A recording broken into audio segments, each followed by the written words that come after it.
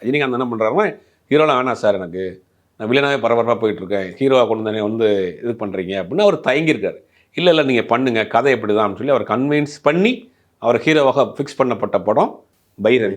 அந்த படத்தை வந்து அதுக்கு முன்னாடி இந்த செகண்ட் ரிலீஸ் படம்பாங்க. இப்போ ஒரு படம் ஓடிடுச்சுன்னா 50 நாள் 100 நாள் ஓடின பிறகு அந்த படத்தினுடைய பெட்டியை வாங்கிட்டு போய் கிராமங்களில் வந்து டூரிங் டாக்ஸ் மாதிரி இடங்களில் செகண்ட் ரிலீஸ் 2 ஷோ 3 ஷோ போடுவாங்க. அந்த மாதிரி டிஸ்ட்ரிபியூட்டராக இருந்தவர் தான் கலைப்புலி தானு. இன்றைக்கி இருக்கக்கூடிய பிறப்பாளர் தானு. அவர் இந்த படத்தை வந்து டைரெக்டாக ஒரு படத்தை அந்த படத்தை தான் முதல்ல வாங்குறாரு. இந்த படத்தை பைரவி படத்தை வாங்கி என்ன பண்ணுறாருன்னா, அந்த படத்துக்கு ஒரு அப்போ 4 பிட்டு போஸ்டர் 6 பிட்டு போஸ்டர்னு சொல்லி போஸ்டர் வந்து பெருசாக விட்டுவாங்க, கட் அவுட் வைப்பாங்க. அப்போ 6 பிட்டு போஸ்டர் பெரிய போஸ்டராக அடித்து அதில் வந்து சூப்பர் ஸ்டார் ரஜினிகாந்த் நடிக்கும் பைரவி அப்படின்னு போஸ்டர் அடிச்சிட்டார். ரஜினிகாந்த் பார்த்துட்டு, சார் எனக்கு எதுக்கு சார் பட்டம்லாம் கொடுக்குறீங்க? அப்போ ஒரு அரசியல் போய்கிட்டு இருந்துச்சு, அவருக்கு ஒரு நெருக்கடியான அரசியல்லாம் இருந்துச்சு உள்ள.